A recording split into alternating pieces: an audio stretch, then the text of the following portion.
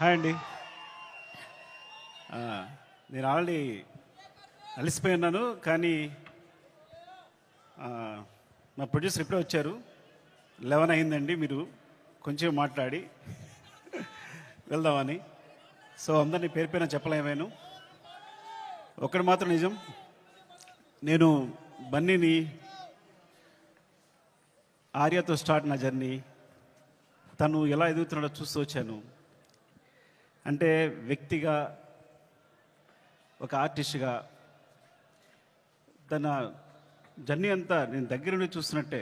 Because ఇప్పుడు మాట్లాడుతూనే స్పెషల్గా చెప్పాలంటే ఈ పుష్ప అనేది, ఈ పుష్ప 1 పుష్ప 2 కానీ ఈ సినిమా ఎట్లా వచ్చింది, ఇలా తయారైంది అంటే ఇది కేవలం తన మీద ప్రేమ మాత్రమే.